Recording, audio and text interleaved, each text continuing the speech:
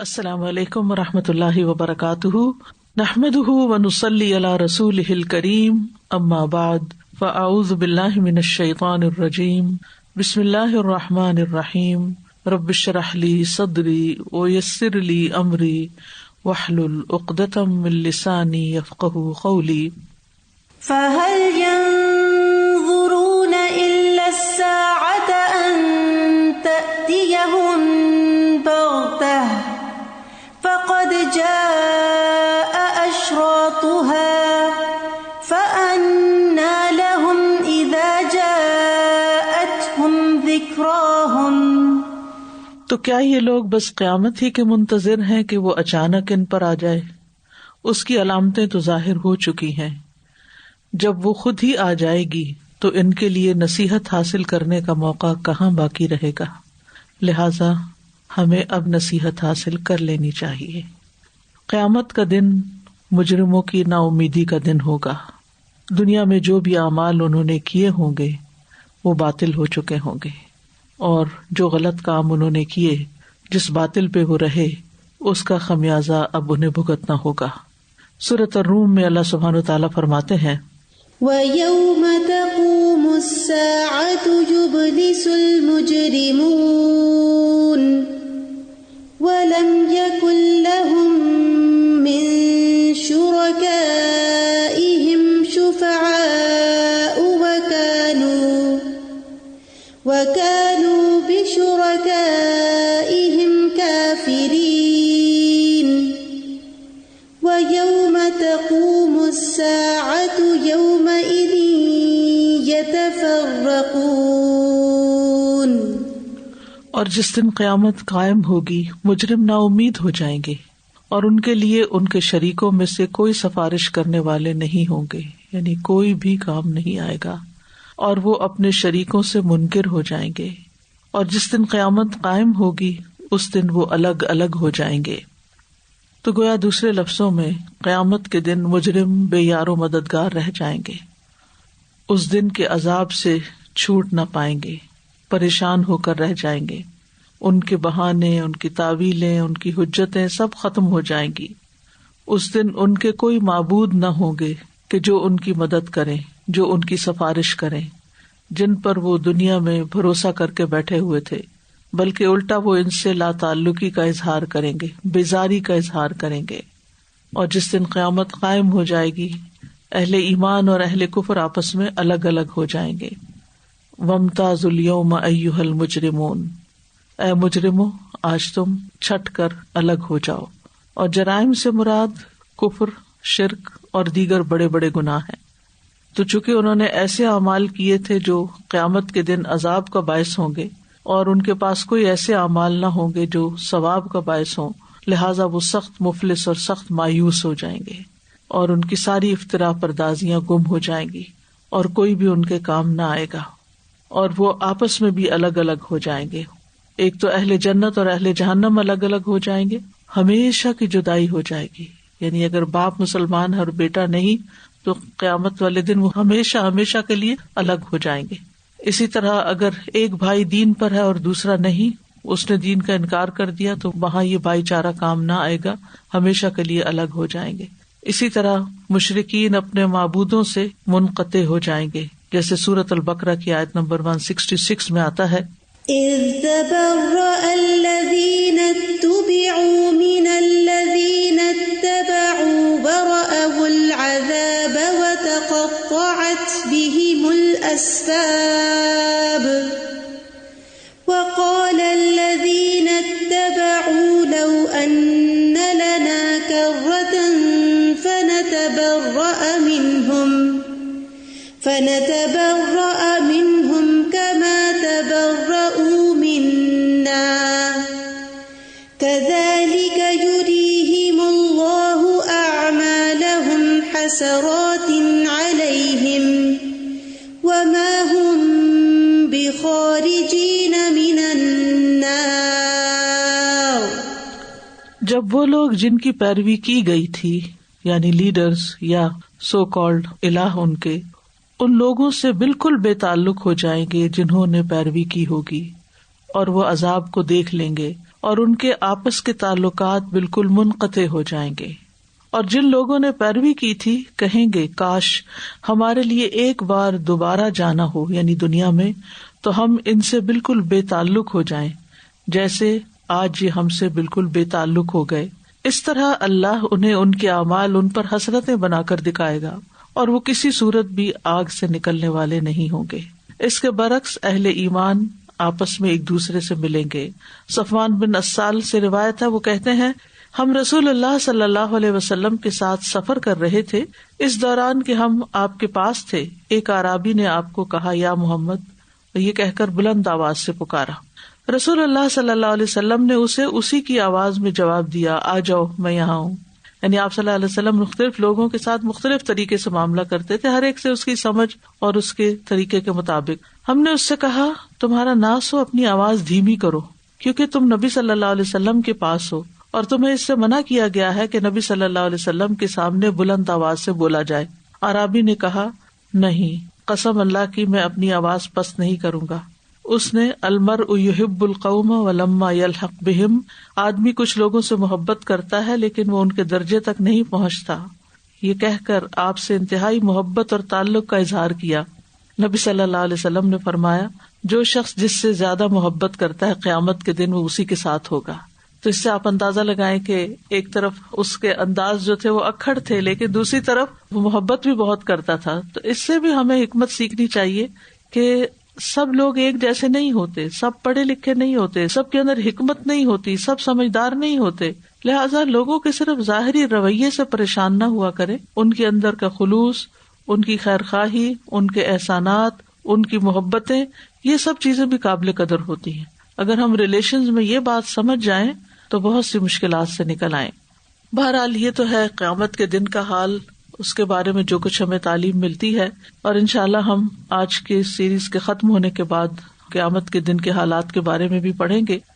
آج ہم قیامت کی بڑی بڑی نشانیوں میں سے دخان کے بارے میں پڑھیں گے. یہ چوتھی بڑی نشانی ہے دخان. دخان کا مطلب ہوتا ہے دھواں. اس لفظ کے اوپر ایک سورت کا نام بھی ہے الدخان. اس میں آتا ہے فارتقب يوم تأتي السماء بدخان مبين يغشى الناس هذا عذاب أليم. سو انتظار کرو جس دن آسمان ظاہر دھواں لائے گا، واضح دھواں جو لوگوں کو ڈھانپ لے گا. یہ دردناک عذاب ہے. تھوڑی سی بھی پولوشن زیادہ ہو جائے تو سانس لینا مشکل ہو جاتا ہے، بہت سی بیماریاں پیدا ہو جاتی ہیں. تو آپ سوچئے کہ جب آسمان پہ دھواں ہی دھواں ہوگا تو زمین والوں کی حالت کیا ہوگی. لغت میں دخان اس چیز کو کہتے ہیں جو ایندھن جلاتے ہوئے اوپر کو اٹھتی ہے، اور وہ دھواں جس کا اس آیت میں ذکر کیا گیا ہے اس کی ہیئت اور اس کے واقع ہونے کے زمانے میں اختلاف کیا گیا ہے. ایک قول یہ ہے کہ اس سے وہ قحط سالی اور سختی مراد ہے جو قریش کو پیش آئی تھی. جب انہوں نے نبی صلی اللہ علیہ وسلم کی بات کا انکار کیا تو آپ نے ان کو بد دعا دی تو ان کا حال ایسے ہو گیا کہ جب وہ آسمان کی طرف دیکھتے تو انہیں لگتا کہ دھواں چھایا ہوا ہے، یعنی کوئی بادل نہیں، بارش نہیں، کوئی رحمت والی ہوائیں نہیں، بلکہ ہر طرف ایک سخت قسم کا منظر ہے. اور ایک دوسرا قول یہ ہے کہ اس سے مراد قیامت کے قریب کا دھواں ہے، اور یہ دھواں ان نشانیوں میں سے ہے جو ابھی آئی نہیں اور ان کا انتظار کیا جا رہا ہے، بلکہ قیامت کے قائم ہونے کے قریب واقع ہوں گی. بعض علماء نے ان دو اقوال میں اس طرح تطبیق کی ہے کہ یہ دو نشانیاں ہیں، ان میں سے ایک کا ظہور ہو چکا ہے اور ایک باقی ہے جس کا ظہور آخری زمانے میں ہوگا، اور اس میں کوئی اشکال بھی نہیں، یعنی ایک چیز دو دفعہ بھی ہو سکتی ہے. قرطبی جو مفسر ہیں وہ کہتے ہیں کہ مجاہد نے کہا کہ ابن مسعود کہا کرتے تھے اس سے مراد دو دھوئیں ہیں، ایک تو گزر چکا ہے اور جو باقی رہ گیا ہے وہ زمین اور آسمان کے درمیان کی جگہ کو بھر دے گا، یعنی ہر طرف دھواں چھا جائے گا، اور مومن اس سے صرف اتنی ہی تکلیف محسوس کرے گا جتنی زکام میں ہوتی ہے، جبکہ یہ دھواں کافر کے کانوں تک میں سوراخ کر دے گا. اسی طرح حضرت حذیفہ بن اسید رضی اللہ عنہ سے بھی روایت ہے، وہ کہتے ہیں کہ رسول اللہ صلی اللہ علیہ وسلم نے فرمایا قیامت اس وقت تک ہرگز قائم نہ ہوگی جب تک اس سے پہلے 10 نشانیاں ظاہر نہ ہو جائیں، اور ان میں سے ایک دخان ہے، یعنی دھواں اٹھنا. اگر کسی بلڈنگ میں آگ لگ جائے یا کوئی کھیت جل رہا ہو یا کہ فیکٹری کا دھواں بھی آپ دیکھیں، حالانکہ وہ ایک مخصوص جگہ سے ہی اڑ رہا ہوتا ہے، ہر طرف نہیں بھی پھیلتا، لیکن اس کے باوجود اس کے اندر ایک وحشت ہوتی ہے، ایک گھبراہٹ ہوتی ہے. استاذہ میں یہ سوچ رہی تھی کہ وہ تھوڑا سا بھی ہوتا ہے، وہ لمیٹڈ ایریا ہوتا ہے، لیکن یہ تو زمین اور آسمان سب، زمین اور آسمان کے بیچ میں ہر چیز کو بھر دے گا، ہر چیز کو بھر دے گا. اور سبحان اللہ جو افیکٹ بتایا کہ مومن پہ صرف زکام جتنا ہوگا، جیسے نارملی بھی آپ جائیں دھوئیں میں تو یہی افیکٹ ہوتا ہے نا، آپ کی بریدنگ میں ہوگی، تھوڑی آپ کو کھانسی آپ کا ریسپریٹری سسٹم متاثر ہوتا ہے جی. دھوؤں سے. تو سبحان اللہ اس زمانے میں بھی دیکھیں وہی سمٹمز بتائے. اور یہ نہیں بتایا گیا کہ کتنے دن یہ رہے گا اور کتنا عرصہ رہے گا. اللہ سبحانہ وتعالیٰ ہمیں اس سے محفوظ رکھے. اگلی نشانیاں ہیں نمبر 5, 6 اور 7. 3 مقامات سے زمین کا دھنسنا. الخسوفات الثلاثہ. خسف کا مطلب ہوتا ہے زمین کا اندر کو سنک ہو جانا، یعنی جو لوگ اس زمین پر ہوں گے 3 جگہوں پر، وہ سب اپنے گھروں، مکانوں، ہر چیز سمیت زمین کے اندر سنک ہونا شروع ہو جائیں گے. زمین ان کو دھسا کے تباہ کر دے گی.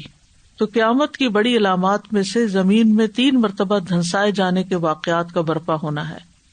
یہ اس طرح کے واقعات نہیں جو آج کل بھی ہوتے رہتے ہیں، کہیں نہ کہیں سے ایسی خبریں آ جاتی ہیں کہ کوئی چیز زمین میں دھنس گئی، بلکہ اس کی مقدار بہت بڑی ہوگی. بہت بڑا علاقہ ایسا ہوگا کہ جو زمین میں دھنس جائے گا، اور یہ مشرق میں بھی ہوگا، ایسٹ میں، اور مغرب میں، ویسٹ میں بھی ہوگا، اور جزیرۃ العرب میں بھی ہوگا، یعنی سینٹر میں، جیسا کہ نبی صلی اللہ علیہ وسلم نے اس کی خبر دی ہے.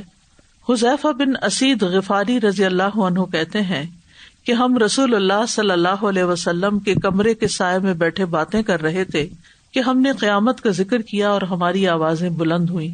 تو رسول اللہ صلی اللہ علیہ وسلم نے فرمایا، قیامت اس وقت تک ہرگز نہیں آئے گی جب تک کہ اس سے پہلے 10 نشانیاں ظاہر نہ ہوں، جن میں سے ایک 3 جوانب میں زمین کا دھنسایا جانا، ایک مغرب میں، دوسرا مشرق میں، اور تیسرا جزیرۃ العرب میں. تو بہرحال یہ ایسی زمین دھنسے گی، ایسا خسف کسی نے دیکھا نہ ہوگا، یعنی زمین کا دھنسنا. پھر اسی طرح مدینہ میں زلزلوں کے ذریعے سے ایمان اور نفاق کا امتحان ہوگا، یعنی زلزلے کے ساتھ بھی بعض اوقات زمین پھٹتی ہے اور لوگ گر جاتے ہیں اندر اور دھنس جاتے ہیں. تو یہاں تو بذات خود زمین دھنسے گی اور پھر اس کے ساتھ ساتھ زلزلے بھی ہوں گے. خاص طور پر مدینہ کے زلزلوں کا ذکر آتا ہے. انس بن مالک کہتے ہیں کہ نبی صلی اللہ علیہ وسلم نے فرمایا، دجال آئے گا اور مدینہ کے ایک کنارے پر قیام کرے گا. وہ ہم نے دجال کے ذکر میں پڑھا تھا کہ جرف کے مقام پر. پھر مدینہ 3 مرتبہ کانپے گا تو ہر کافر اور منافق نکل کر اس کی طرف چلا جائے گا. اگرچہ مدینہ میں کافر کو اندر جانے کی اجازت نہیں ہوتی، وہ حرم ہے، صرف مسلم ہی جاتے ہیں، لیکن اگر کوئی چھپ چھپا کے بھی اندر گیا ہو یا کوئی منافقت کی زندگی بسر کر رہا ہو، وہاں رہ کے بھی نہ نماز پڑھے اور نہ دین پر عمل کرے، تو وہ اس زلزلے کے بعد اندر نہیں ٹھہر سکے گا، وہاں سے نکل کے باہر آ جائے گا. مسند احمد کی روایت ہے، محجن بن ادرا سے مروی ہے کہ رسول اللہ صلی اللہ علیہ وسلم نے لوگوں کو خطبہ دیتے ہوئے فرمایا، یوم الخلاص آنے والا ہے، اور یوم الخلاص کیسا دن ہوگا. پھر فرمایا، یوم الخلاص آنے والا ہے اور یوم الخلاص کیسا ہوگا. یوم الخلاص آنے والا ہے اور یوم الخلاص کیسا ہوگا. آپ نے 3 بار یہ فرمایا. آپ سے پوچھا گیا یوم الخلاص سے کیا مراد ہے؟ آپ نے فرمایا، دجال آ کر احد پہاڑ پر چڑھ جائے گا اور مدینہ کی طرف دیکھ کر اپنے ساتھیوں سے کہے گا، کیا تم یہ سفید محل دیکھ رہے ہو؟ یہ احمد کی مسجد ہے. پھر وہ مدینہ کی طرف آئے گا تو اس کے ہر دروازے پر فرشتے کو پائے گا جو تلوار سونتے ہوئے ہوگا. تو وہ جرف کی شور زدہ زمین پر، یعنی پتھریلی شوریلی زمین پر اپنا خیمہ لگائے گا، اور مدینہ میں 3 مرتبہ زلزلہ آئے گا، جس سے گھبرا کر مدینہ میں کوئی منافق اور فاسق مرد اور عورت ایسا نہیں رہے گا جو اس کے پاس نہ چلا جائے، یعنی وہ مدینہ سے نکل کر دجال کے ساتھ جا ملے گا. پس وہ دن یوم الخلاص ہوگا، یعنی چھٹکارے کا دن ہوگا، خلاصی کا دن ہوگا، اور مدینہ بالکل پاک ہو جائے گا منافقوں اور کافروں سے. یاد رکھیے، یہ جو زمین کا خسف ہے یہ قیامت کے بالکل قریب کے دنوں میں ہوگا. قعقاع بن ابو حضرت اسلمی کی بیوی بقیرہ بیان کرتی ہیں کہ میں نے رسول اللہ صلی اللہ علیہ وسلم کو ممبر پر فرماتے ہوئے سنا، اے لوگو، جب تم قریب ہی کسی لشکر کے دھنسنے کے بارے میں سنو تو اس کا مطلب یہ ہوگا کہ قیامت سایہ کر چکی ہے. یعنی جو جزیرۃ العرب میں دھنسنے کی بات آتی ہے اس کی وضاحت ایک اور حدیث سے بھی پتہ چلتی ہے کہ ایک لشکر بیدا کے مقام پر زمین میں دھنس جائے گا. استاذہ جی جب یہ زلزلہ آیا تھا تو کشمیر میں دیکھا لوگوں نے باقاعدہ آنکھوں سے کہ گاڑی چلتی ہوئی زمین میں چلی گئی اور گھروں میں، اور ایک اسکول کی بلڈنگ کے بارے میں آتا ہے کہ بچوں سمیت وہ، اور اس میں چیخوں کی آواز آتی تھی اور مائیں اس کے کنارے بیٹھ کے روز رویا کرتی تھی، لیکن بالکل سبھی ہیلپ لیس تھے، کوئی کسی کو نکال نہیں سکتا تھا اندر سے. اللہ تعالیٰ ہر ایک کو محفوظ رکھے. آمین ثم آمین. تو یہ میں کہی تھی کہ ہم دیکھتے ہیں اس طرح یہ چھوٹی چھوٹی چیزیں نظر آتی ہیں اور پورے کا پورا علاقہ چلا جائے گا. تو استاذہ جی جو 3 ہے یہ بیک وقت ہوں گے یا ون آفٹر انادر؟ یہ نہیں پتہ چلتا، لیکن تینوں کا ذکر ہے. تو ہو سکتا ہے اکٹھے ہی ہو جائے، ہو سکتا ہے ون آفٹر دی ادر ہو، لیکن قیامت کے بالکل قریب ہی ہوگا. نمبر 8 دابۃ الارض، قیامت کے قریب ایک جانور کا نکلنا. قرآن مجید میں اس کے بارے میں سورۃ النمل میں آتا ہے وَإِذَا وَقَعَ الْقَوْلُ عَلَيْهِمْ أَخْرَجْنَا لَهُمْ دَابَّةً مِّنَ الْأَرْضِ تُكَلِّمُهُمْ أَنَّ النَّاسَ كَانُوا بِآيَاتِنَا لَا يُوقِنُونَ. اور جب ان پر بات واقع ہو جائے گی تو ہم ان کے لیے زمین سے ایک جانور نکالیں گے، جیسے سمود کی اونٹنی نکلی تھی زمین سے، چٹان سے نکلی تھی. تو اللہ تعالیٰ کے لیے کچھ مشکل نہیں، ماضی میں بھی ہو چکا ہے، آئندہ بھی ہوگا. قیامت کی نشانیوں میں سے ہے کہ زمین پھٹے گی اور اس کے اندر سے جانور نکلے گا جو ان سے کلام کرے گا، یعنی اسی طرح باتیں کرے گا جیسے انسان باتیں کرتے ہیں کہ یقیناً فلاں فلاں لوگ ہماری آیات پر یقین نہیں رکھتے تھے، یعنی وہ لوگوں کے خلاف گواہی دے گا جن کے اندر ایمان نہیں ہوگا. رسول اللہ صلی اللہ علیہ وسلم نے قیامت کی علامات کبریٰ کے بارے میں جو خبر دی ہے، ان میں ایک وہ دن ہوگا جب سورج مغرب سے طلوع ہوگا، اور خبردار ایک جانور ہوگا جو کہ لوگوں سے ہم کلام ہوگا، یعنی یہ قریب قریب ہوں گے. اور وہ جانور انتہائی واضح بات کرے گا اور تمہیں ان لوگوں کی خبر دے گا جو اللہ کی نشانیوں پر ایمان نہیں لاتے، اور کافر اور مومن کا فرق کر دے گا، اس طرح کہ مومن کی ناک پر کوئی علامت یا نشانی لگا دے گا، پس اس علامت سے اس کو پہچان لیا جائے گا کہ یہ مومن ہے. اور جب یہ جانور لوگوں کی طرف نکل آئے گا تو جو اس سے پہلے ایمان نہیں لایا ہوگا اس کے بعد ایمان لانا فائدہ نہ دے گا، جیسے سورج کے مغرب کی طرف سے طلوع ہونے کے بعد ایمان فائدہ نہ دے گا، اسی طرح اس جانور کے نکلنے کے بعد بھی ایمان لانا فائدہ نہ دے گا. صحیح مسلم میں آتا ہے عبداللہ ابن عمرو رضی اللہ عنہما کہتے ہیں کہ میں نے رسول اللہ صلی اللہ علیہ وسلم کو فرماتے ہوئے سنا، نمودار ہونے والی سب سے پہلی نشانی مغرب سے سورج کا طلوع ہونا ہے اور دن چڑھے لوگوں کے سامنے زمین کے چوپائے کا نکلنا ہے. ان میں سے جو بھی نشانی دوسری سے پہلے ظاہر ہوگی دوسری اس کے بعد جلد نمودار ہو جائے گی، یعنی یہ 2 نشانیاں آپس میں ایک دوسرے کے ساتھ ساتھ ہوں گی، ایک پہلے ایک بعد میں. مسند احمد کی روایت میں اس کے نشان لگانے کے بارے میں آتا ہے، ابو امامہ کہتے ہیں نبی صلی اللہ علیہ وسلم نے فرمایا دابۃ الارض کا خروج ہوگا تو وہ لوگوں کے منہ پر نشان لگا دے گا اور وہ اس نشان کے ساتھ ہی زندہ رہیں گے، حتیٰ کہ اگر ایک آدمی کوئی اونٹ خریدے گا اور کوئی شخص اس سے پوچھے گا یہ اونٹ تم نے کس سے خریدا، تو وہ جواب دے گا کہ یہ میں نے اس شخص سے خریدا ہے جس کے منہ پہ نشانی لگی ہوئی ہے، یعنی مسلمان سے خریدا ہے. دابۃ الارض کے بارے میں کچھ ضعیف روایات بھی ہیں، ان میں سے ایک کا ذکر سامنے کر دیتی ہوں تاکہ اگر کہیں پڑھے تو آپ کو معلوم ہو کہ یہ روایت ضعیف ہے. ابو ہریرہ کہتے ہیں کہ رسول اللہ صلی اللہ علیہ وسلم نے فرمایا دابۃ الارض نکلے گا تو اس کے پاس سلیمان علیہ السلام کی مہر اور موسیٰ علیہ السلام کا عصا ہوگا، جو کہ درست بات نہیں ہے، جس سے مومن کے چہرے پر لکیر کھینچے گا جس سے اس کا چہرہ چمکنے لگے گا، اور کافر کی ناک پر سلیمان علیہ السلام کی مہر لگا دے گا، یہاں تک کہ لوگ ایک دسترخوان پر جمع ہوں گے تو ایک دوسرے کو کافر اور مومن کہہ کے پکاریں گے. لیکن روایت ضعیف ہے اس لیے ہم اس کے اوپر انحصار نہیں کر سکتے. تو یہ تو تھی وہ 8 نشانیاں جو آخری وقت کے بارے میں ہیں. کچھ نشانیاں اور بھی ہیں، لیکن علامات قیامت کبریٰ کے درمیان بھی کچھ نشانیاں واقع ہوں گی جو خاص طور پر مکہ اور مدینہ سے متعلق ہیں. یعنی یہ تو بڑی نشانیاں نا، لیکن ان کے بیچ میں کچھ اور نشانیاں بھی آ جائیں گی جو کہ چھوٹی ہیں. ان میں سے ایک یہ ہے کہ بیت اللہ کے پاسبان بیت اللہ کی حرمت پامال کریں گے. مسند احمد کی روایت ہے، رسول اللہ صلی اللہ علیہ وسلم نے فرمایا، بیت اللہ کی حرمت اسی کے پاسبان پامال کریں گے، یعنی جو اس کی لک آفٹر کر رہے ہیں وہی. اور جب لوگ بیت اللہ کی حرمت کو پامال کر دیں پھر عرب کی ہلاکت کے متعلق سوال نہ کرو، بلکہ حبشی آئیں گے اور اسے اس طرح ویران کر دیں گے کہ وہ دوبارہ کبھی آباد نہ ہو سکے گا، اور یہی لوگ اس کا خزانہ نکالنے والے ہوں گے، یعنی بیت اللہ کے نیچے جو خزانہ ہے. ایک اور روایت سے پتہ چلتا ہے کہ کعبہ کا گرا دیا جانا قیامت کے قریب آنے کی علامات میں شمار کیا جاتا ہے، اور یہ حبشہ کے ایک آدمی کی طرف سے ہوگا جس کو ذی السویقتین یعنی 2 چھوٹی پنڈلیوں والا کہہ کر پکارا جائے گا، کیونکہ اس کی پنڈلیاں چھوٹی اور باریک ہوں گی. آپ نے اس کی صفت بیان کی کہ وہ کالے رنگ کا ہوگا اور اس کی پنڈلیوں کے باہم فاصلہ دور ہوگا، یعنی کھلی کھلی ٹانگیں ہوں گی، اور وہ پتھر پتھر کر کے کعبہ کو گرائے گا. اور اس بات کی طرف اشارہ کیا جاتا ہے کہ کعبے کا یہ ڈھایا جانا اللہ کے فرمان حرمن آمنن کے مخالف نہیں، کیونکہ یہ قیامت کے قائم ہونے کے کچھ دیر پہلے تک امن والا ہی رہے گا، لیکن جب قیامت عملاً قائم ہو جائے گی تو پھر یہ امن والا نہیں رہے گا، یعنی جب بالکل قریبی وقت آ جائے گا تو پھر کوئی امن باقی نہیں رہے گا. صحیح مسلم کی روایت میں آتا ہے کہ کعبہ کو حبشہ کا چھوٹی چھوٹی پنڈلیوں والا شخص گرا دے گا. آپ نے یہ بھی فرمایا، صحیح بخاری کی روایت ہے، گویا میری نظروں کے سامنے وہ پتلی ٹانگوں والا سیاہ آدمی ہے جو کعبہ کے ایک ایک پتھر کو اکھاڑ پھینکے گا. پھر اسی طرح مسند احمد کی روایت سے کعبہ کے خزانے کا نکالے جانے کے بارے میں بھی پتہ چلتا ہے.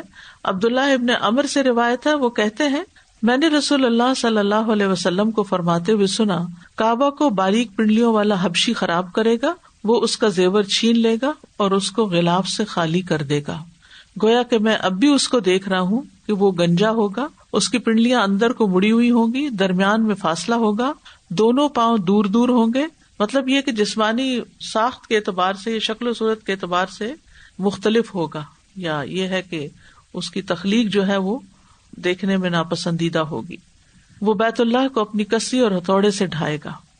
پھر کعبہ کے نیچے جو مدفون خزانہ ہے وہ بھی نکل آئے گا، اور یہ حبشی جو اوپر سے گرائے گا اس کو، وہ اندر سے وہ خزانہ بھی نکال لے گا. اور کہا جاتا ہے کہ اس وقت کوئی لا الہ الا اللہ کہنے والا نہیں ہوگا. قرآن سینوں سے اور صحائف سے اٹھا لیا جائے گا. تو پھر باقی کعبہ کے رہنے کا کوئی فائدہ نہیں جب کوئی حج کرنے والے ہی نہیں، عمرہ کرنے والے ہی نہیں. زمین میں نہ اسلام رہے گا، نہ مسلمان، نہ قرآن، نہ ذکر، نہ لا الہ الا اللہ، نہ ہی زمین میں کوئی اللہ کو پہچانتا ہوگا. تو پھر کعبہ باقی بھی رہے تو کیا فائدہ. تو اس لیے اللہ اپنے ہی اذن سے ایک حبشی کو اس کی اجازت دے دے گا کہ وہ اٹھا دے. یہ بھی روایت میں آتا ہے کہ قیامت کے قریب حج بند ہو جائے گا، ختم ہو جائے گا. ابو سعید خدری سے روایت ہے کہ نبی صلی اللہ علیہ وسلم نے فرمایا، اس وقت تک قیامت قائم نہیں ہوگی جب تک بیت اللہ کا حج چھوڑ نہ دیا جائے گا. اور یہ بھی بالکل آخری وقت میں ہوگا کہ جب کوئی مومن باقی نہیں رہے گا. مدینہ ویران ہو جائے گا، اور یہ قیامت کی نشانیوں میں سے ہے. لوگ مدینہ چھوڑ کر چلے جائیں گے، باوجود اس کے کہ وہاں کی زندگی اور اس کے پھل بہت اچھے ہوں گے، پھر بھی یہ خالی رہ جائے گا کیونکہ کوئی ایمان والا ہی جو نہیں ہوگا. ابو ہریرہ کہتے ہیں کہ میں نے رسول اللہ صلی اللہ علیہ وسلم کو فرماتے ہوئے سنا، تم لوگ مدینہ کو بہتر حالت میں چھوڑ جاؤ گے، پھر وہ ایسا اجاڑ ہو جائے گا کہ وہاں وحشی جانور، درند اور پرند بسنے لگیں گے. اور آخر میں مزینہ کے 2 چرواہے مدینہ آئیں گے تاکہ اپنی بکریوں کو ہانک لے جائیں، لیکن وہاں انہیں صرف وحشی جانور نظر آئیں گے، یہاں تک کہ جب وہ ثنیۃ الوداع پہنچیں گے تو اپنے منہ کے بل گر پڑیں گے. بعض لوگ مدینہ چھوڑ کر دوسرے شہروں میں رہنے کو ترجیح دیں گے. صحیح مسلم کی روایت ہے، رسول اللہ صلی اللہ علیہ وسلم نے فرمایا، لوگوں پر ایسا زمانہ آئے گا کہ آدمی اپنے چچا زاد بھائیوں اور رشتہ داروں کو بلا کر کہیں گے کہ جس جگہ آسانی اور سہولت ہو اس جگہ چلو، یعنی یہاں سے کہیں اور مائگریٹ کر جاتے ہیں، اور مدینہ ان کے لیے بہتر ہے، کاش کہ وہ لوگ جان لیں. یعنی جو مدینہ میں رہتے ہیں انہیں مدینہ کو صرف دنیا کی سہولتوں اور عیش و عشرت کے لیے چھوڑنا نہیں چاہیے.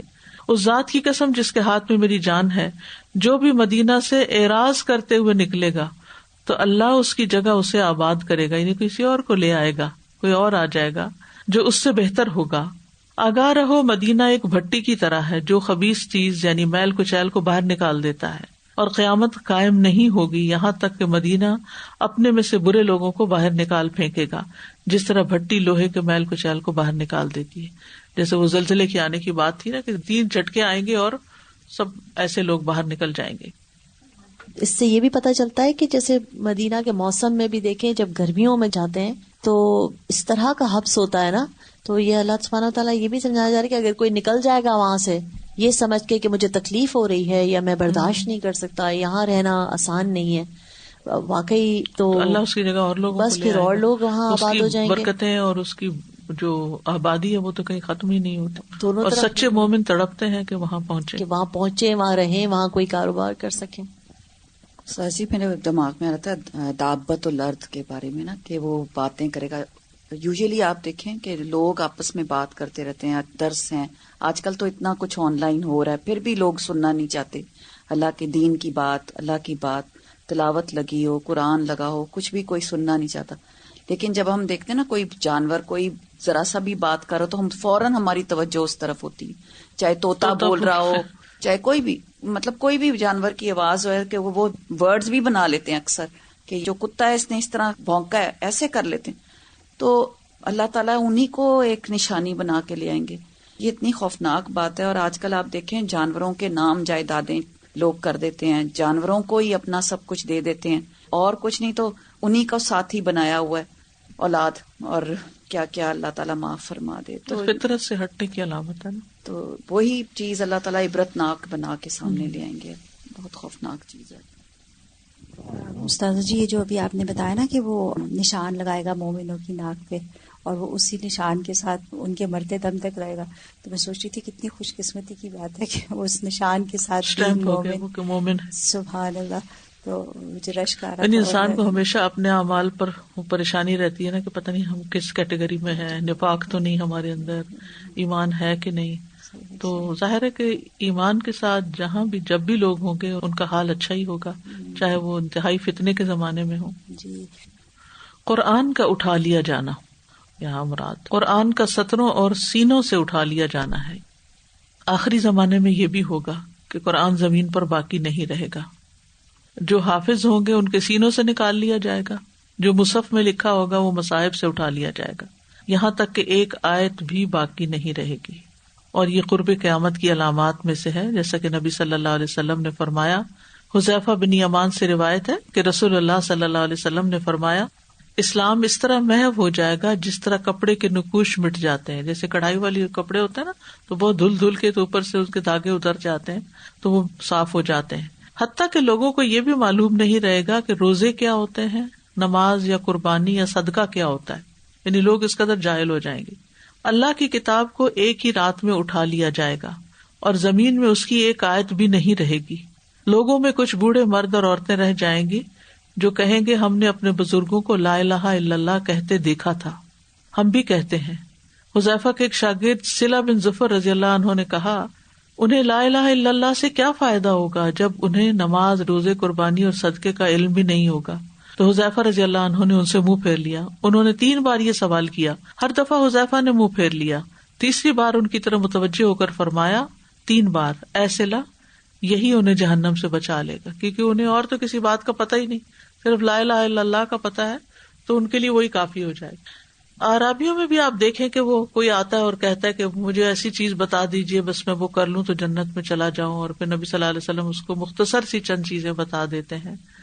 تو حالات کے مطابق یعنی ہر ایک ہر چیز کا مکلف نہیں ہے، اور ہر دور میں ہر چیز ہر ایک سے ہو نہیں سکتی. تو اس دور میں جب کچھ باقی نہیں رہے گا، صرف لا الہ الا اللہ سنا ہوا ہوگا تو یہ ان کو سفائس کر جائے گا. اور قرآن کا اٹھ جانا جو ہے یہ بہت سنگین امور میں سے ہے جو ضرور واقع ہوگا. شدید ترین فتنہ ہوگا کہ ایک حرف بھی باقی نہ رہے مصحف کا، اور یہ اللہ ہی کا فیصلہ ہوگا. اللہ ہی کی رحمت ہے کہ یہ مصحف آج ہمارے پاس ہے، اور جب وہ اٹھانے کا ارادہ کر لے تو ہم کیا کر سکتے ہیں. قرآن مجید میں اللہ تعالیٰ فرماتے ہیں وَلَئِن شِئْنَا لَنَذْهَبَنَّ بِالَّذِي أَوْحَيْنَا إِلَيْكَ ثُمَّ لَا تَجِدُ لَكَ بِهِ عَلَيْنَا وَكِيلًا، اور یقیناً اگر ہم چاہیں تو ضرور ہی وہ وہی واپس لے جائیں جو ہم نے آپ کی طرف بھیجی ہے. یعنی اشارہ اس کا قرآن میں ملتا ہے، یعنی اگر ہم چاہیں تو یہ وہی جو آپ کو ہم نے دی ہے یا آپ سے واپس لے لیں، پھر تو اپنے لیے اس کے متعلق ہمارے مقابلے میں کوئی حمایتی نہ پائے گا. یعنی ساری دنیا بھی مل کے اس وحی کو پکڑ کے رکھنا چاہے یا لانا چاہے واپس تو کوئی نہیں لا سکتا. یہ اللہ کی خاص رحمت ہے جس نے یہ قرآن بھیجا ہے، اور جب اللہ چاہے گا اس کو اٹھا بھی لے گا. اللہ سبحانہ و تعالیٰ ہماری زندگی میں وہ وقت نہ آئے. یہ بھی پچھلے ہفتے وہ کلاس کے اسٹوڈنٹس آئے ہوئے تھے نا، تو ان لوگوں کو اسائنمنٹس واپس کر رہی تھیں ان کی گروپ انچارجز، تو کورس انچارج، تو انہوں نے بتایا کہ کوئی انک ایسی کچھ لوگوں نے استعمال کی ہوئی تھی جو گرمی کی وجہ سے بالکل اڑ گئی. جیسے جب اسائنمنٹس پہنچی تو اس پہ کچھ بھی لکھا ہوا نہیں تھا. تو میں ابھی آپ نے فرمایا تو مجھے بالکل ذہن میں وہی آ رہا تھا کہ اللہ کے حکم سے ہے نا، دیکھیں وہ بھی اتنی محنت کر کے انہوں نے اسائنمنٹ بنائی، جب تک وہ پہنچی تو گرمی سے یا واللہ عالم جو بھی ہوا تو وہ بالکل بلینک تھی. تو اسی طرح اللہ سبحانہ تعالیٰ کی قدرت، جیسے تصور میں آتا ہے نا کہ آپ صبح کھولیں مصحف پڑھنے کے لیے اور وہاں کچھ بھی نہ ہو. اللہ رحم کرے. تو ساری نعمتوں ہی کی قدر کرنی چاہیے ہمیں، ایمان کی نعمت کی، قرآن کی نعمت کی، کہ نا کلمے کا. تو آج کل جو جاپان سے بال بن کے آ رہے ہیں نا کھیلنے کے لیے، اس کے اوپر سارے ملکوں کے فلیگز لکھے ہوئے، تو سعودیہ کا فلیگ میں بھی لا الہ پورا لکھا ہوا ہے، اور فیس بک پہ انہوں نے ڈالا کہ وہ اس سے بال سے کھیلا جا رہا ہے، نو بڈی از مائنڈنگ اٹ. تو حرمت جو ہے ابھی ہمیں لائے کلمے کی پتہ چل رہی ہے کہ کوئی بادر ہی نہیں کر رہا ہے اس کو ختم اللہ کرنے تعالیٰ کے لیے. رحم کرے. آپ دیکھیں کہ جوتوں کے تلووں کے نیچے الفاظ اللہ کا نام نہیں لیکن الفاظ لکھے ہوئے ہوتے ہیں. تو علم کی تو قدر کرنی چاہیے، یعنی لکھی ہوئی چیز کی طرف پاؤں کرنا یا اس کو پاؤں کے ساتھ رکھنا یا اس کو پاؤں کے نیچے دینا جو ہے یہ بہت بڑی توہین ہے علم کی. لیکن ہم کبھی جوتا خریدتے ہوئے سوچتے بھی نہیں، دھیان میں بھی نہیں آتا کہ ہم کیا کر رہے ہیں. لوگ اخباریں جو ہیں وہ جوتوں کے نیچے رکھ دیتے ہیں. لا حول ولا قوت الا باللہ. فلپ ہٹی ہے، ایک ہسٹورین ہے، تو اس نے اسلامک ہسٹری کے اوپر کتاب لکھی ہے. تو وہ لکھتا ہے کہ مسلمانوں کے کسی علاقے کی پہچان یہ ہوتی تھی کہ اگر راستے میں کوئی کاغذ مل جاتا تھا تو ہر کوئی اٹھا لیتا تھا، نیچے کاغذ گرنے نہیں دیتا تھا اور اس کو لپیٹ کے دیواروں کے سوراخ میں ڈال دیتا تھا. یہ علم کی قدر تھی، یہ مسلمانوں کی ترقی کا راز تھا. اور آج آپ دیکھیں ہم گاڑیوں میں اخباریں بچھا لیتے ہیں، اوپر پاؤں رکھ کے بیٹھ جاتے ہیں. ہم کہتے ہیں اس میں کون سا لا الہ الا اللہ لکھا ہے یا اللہ کا نام لکھا ہے. بھلے بھائی علم ہے، یہی تحریر تو ہے، یہی الفاظ تو ہوتے ہیں جس سے باقی دینی باتیں بھی لکھی جاتی ہیں. تو آپ کیسے ان کے اوپر پاؤں رکھ سکتے ہیں؟ کاغذ کی کس قدر بے حرمتی ہوتی ہے. روٹیاں لپیٹ رہے ہیں، پکوڑے ان کے اوپر تل کے رکھ رہے ہیں. ایک تو ویسے ہی کیمیکلز کے اوپر نہیں رکھنی چاہیے چیزیں، لیکن یہ ہے کہ ہم پھر ان کو اٹھایا اور بن میں پھینکا. استاذہ ہم نے اپنے دادا دادی کو اور امی ابو کو دیکھا ہے کہ شادی کے کارڈ آتے تھے، وہ بھی سنبھال کے، اخبار کو سنبھال کے کہ کبھی جب سمندر پہ جائیں گے تو پانی میں ان کو ڈیزالو کریں گے. ہم سوچتے تھے کیوں جمع کر رہے ہیں اتنے سارے، اتنا بڑا تھیلا بن جاتا تھا کہ جب جائیں گے پانی پہ تو ان کو پھر ایک ایک کر کے ان کو اس میں صاف کریں گے. اور کبھی بھی شادی کے کارڈوں پہ جہاں بسم اللہ الرحمن الرحیم سے شروع ہوتا تھا اور لوگ لکھتے تھے اس کے اندر، تو امی ابو ہمیشہ کہتے تھے کہ بیٹا پھینکنا نہیں ہے پیپر، اب یہ سنبھال کے رکھی ہوئی ہے پورا، جب تک کہ اب اس کو صحیح طریقے سے کہیں رکھے ہیں. یہ بہت بڑی بے حرمتی ہے، یعنی ان چیزوں کو پاؤں تلے رکھنا، ختم ہو گئی، یہ اس کے اوپر سو جانا، اس کے اوپر ہر گندگی پھینک دینا، اور یہ پریکٹس ہی ختم ہو گیا. بڑے بھی کچھ نہیں کہتے، اب کہتے ہیں اچھا پھاڑ دو، کہاں جمع کریں گے. آپ دیکھیں نا کہ نہ علم سینوں میں اترتا ہے اور نہ عمل میں آتا ہے. میں نے آپ کے ساتھ ایک دفعہ واک کری تھی، سڑک کے اوپر کچھ لکھا ہوتا، آپ نے میرا ہاتھ پکڑ کے کھینچا ادھر، تو میں نے کہا پتہ نہیں کیا استاذہ کو، کہ آپ نے کہا ورڈز ہیں اور علم ہے، اس کے اوپر مت چلو. تو اس وقت سے میرے مائنڈ میں یہ بات ہے کہ بھئی آپ اتنی کانشیس ہوتی ہیں آپ چلتے وقت کہ بھئی پیروں کے نیچے الفاظ کو نہ روندا جائے. یہ چیزیں بچپن سے بچوں کے دلوں میں ڈالی جائیں تو پھر ہی وہ ایک احساس رہتا ہے، ایک فکر آتی ہے، ورنہ تو فکر ہی نہیں آتی. پھر ہے ایک ٹھنڈی ہوا کا چلنا. رسول اللہ صلی اللہ علیہ وسلم نے خبر دی کہ قیامت بدترین لوگوں پر قائم ہوگی، ان میں سے مومنوں کو اللہ قیامت کی ہولناکیوں سے نجات دے گا، اور یہ اس صورت میں ہوگا کہ اللہ ایک انتہائی خوشگوار اور پاکیزہ ہوا بھیجے گا جو ان کی روحوں کو قبض کر لے گی، اور زمین پر کوئی ایک ایسا نہیں ہوگا جس میں ایک ذرہ برابر ایمان موجود ہو. یعنی بالکل قیامت آنے سے پہلے اہل ایمان سارے فوت ہو جائیں گے. پھر ہے شام کی جانب سے ہوا کا چلنا. صحیح مسلم کی روایت میں ہے، عبداللہ ابن عمرو رضی اللہ عنہ سے روایت ہے کہ رسول اللہ صلی اللہ علیہ وسلم نے فرمایا، پھر اللہ شام کی طرف سے ایک ٹھنڈی ہوا چلائے گا تو روئے زمین پر ایک بھی ایسا آدمی نہیں رہے گا جس کے دل میں ذرہ برابر بھلائی یا ایمان ہوگا، مگر وہ ہوا اس کی روح قبض کر لے گی، یہاں تک کہ اگر تم میں سے کوئی شخص پہاڑ کے جگر میں گھس جائے گا تو وہ ہوا وہاں بھی داخل ہو جائے گی، یہاں تک کہ اس کی روح قبض کر لے گی. پھر یمن کی جانب سے ہوا چلنا. ایک اور روایت میں آپ سے وارد ہے کہ یہ ہوا یمن کی جانب سے آئے گی. ہو سکتا ہے مختلف علاقوں میں چلے مختلف لوگوں کے لیے. صحیح مسلم کی روایت ہے, رسول اللہ صلی اللہ علیہ وسلم نے فرمایا, بے شک اللہ یمن سے ایک ہوا بھیجے گا جو ریشم سے زیادہ نرم ہوگی, اور کسی ایسے شخص کو نہ چھوڑے گی جس کے دل میں ایک دانے کے برابر یا ایک ذرے کے برابر ایمان ہوگا مگر اس کی روح قبض کر لے گی. یعنی ایمان چاہے تھوڑا سا بھی ہو فائدہ مند ہے. تو اب یہ دو جانب سے ہواؤں کے چلنے کا ذکر ہے, تو یہ ممکن ہے کہ دو ہوائیں ہوں, ایک ادھر سے چلے ایک ادھر سے چلے, اور یہ بھی ہے کہ ایک طرف سے چلے اور دوسری طرف پہنچ جائے تو وہ ان کی ہوا بن جائے دوسری طرف پہنچ کر.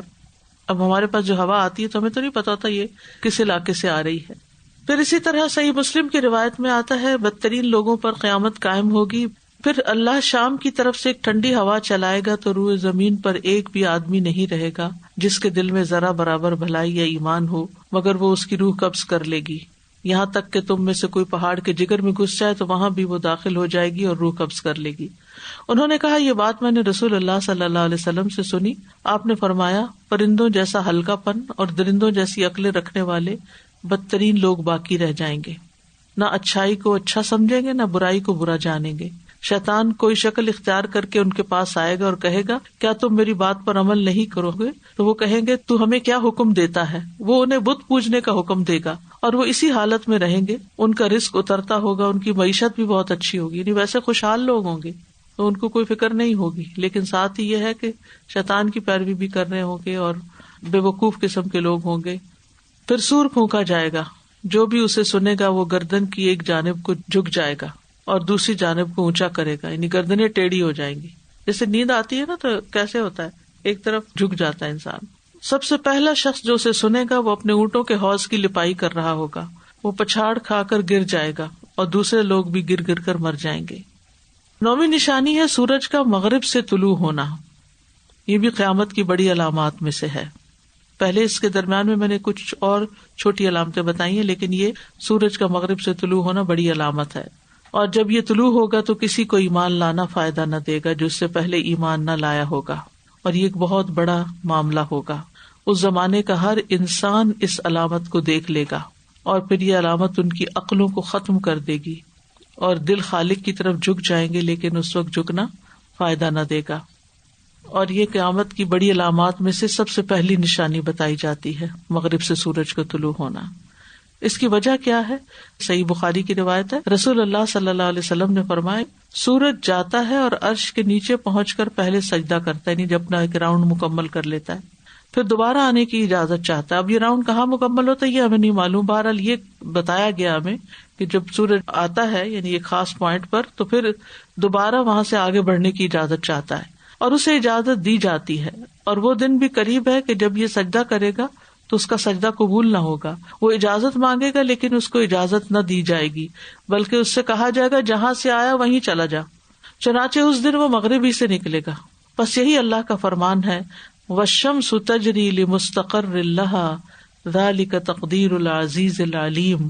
اور سورج اپنے ایک ٹھکانے کے لیے چل رہا ہے. مستقر اللہ یعنی سورج کا ایک پوائنٹ ہے, ایک ٹھکانا ہے جہاں تک وہ چلتا ہے, پھر اجازت سے آگے بڑھتا ہے, پھر دوبارہ راؤنڈ مکمل کرتا ہے, پھر اسی طرح روز ہوتا ہے. یہ سب پر غالب اس سب کچھ جاننے والے کا اندازہ ہے. اور یہ تو جیسے آپ جانتے ہیں کہ جب سورج مغرب سے طلوع ہوگا تو پھر ایمان لانا فائدہ نہ دے گا, یا ایمان کے دوران میں کوئی نیکی نہ کی تھی تو وہ نیکی بھی فائدہ نہیں دے گی, یعنی اس کے بعد لوگوں کے اندر اگر اخلاق یا اعمال میں تبدیلی واقع ہوتی تو وہ فائدہ نہیں دے گی. سنن نبی داؤد کی روایت ہے, ابو ہریرہ کہتے ہیں کہ رسول اللہ صلی اللہ علیہ وسلم نے فرمایا, قیامت اس وقت تک قائم نہ ہوگی جب تک سورج مغرب کی جانب سے طلوع نہ ہو لے. چنانچہ جب یہ طلوع ہوگا اور لوگ اسے دیکھیں گے تو زمین پر بسنے والے سب ایمان لے آئیں گے. یہ وہی وقت ہوگا جس کا سورۃ الانعام کی آیت نمبر 158 میں ذکر ہے, لا ينفع نفسا ایمانها لم تکن آمنت من قبل او کسبت فی ایمانها خیرا قل انتظروا انا منتظرون. کسی شخص کو اس کا ایمان لانا فائدہ نہ دے گا جو اس سے پہلے ایمان نہ لایا یا اپنے ایمان میں اس نے کوئی نیکی نہیں کمائی تھی. کہہ دیجیے انتظار کرو, ہم بھی انتظار کر رہے ہیں.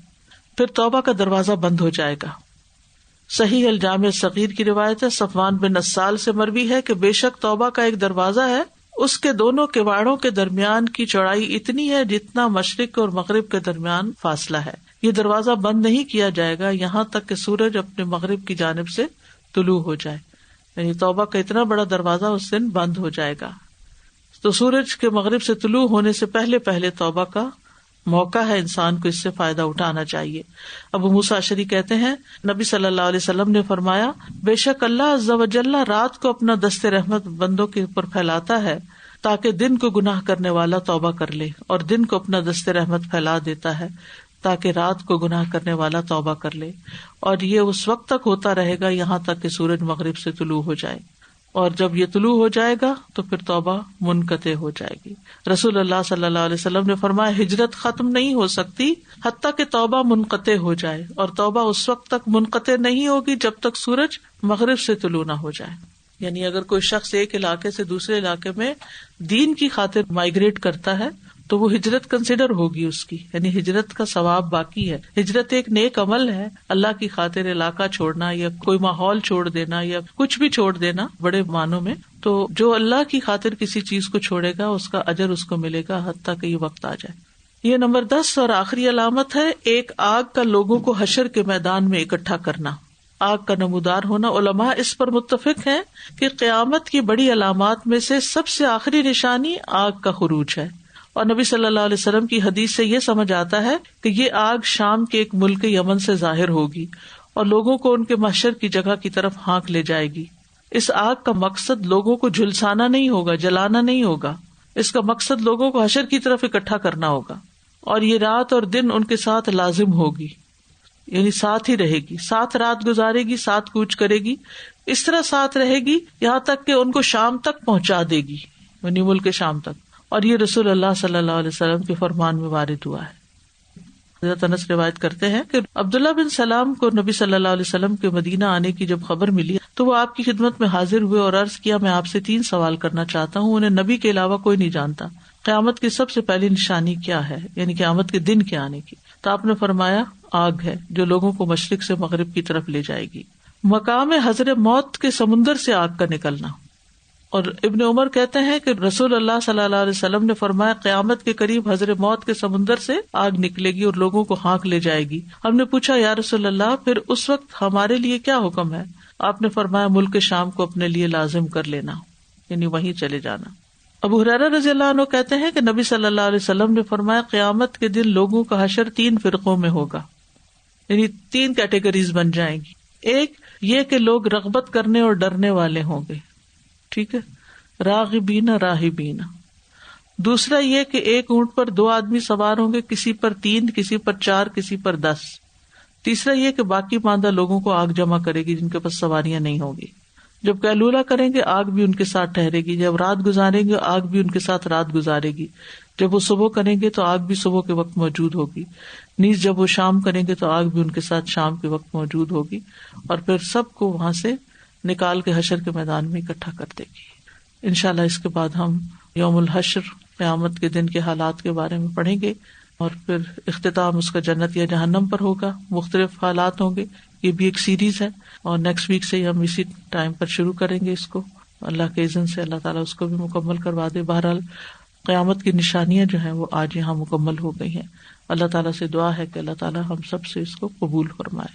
وآخر دعوانا ان الحمد للہ رب العالمین. سبحانک اللہم و بحمدک.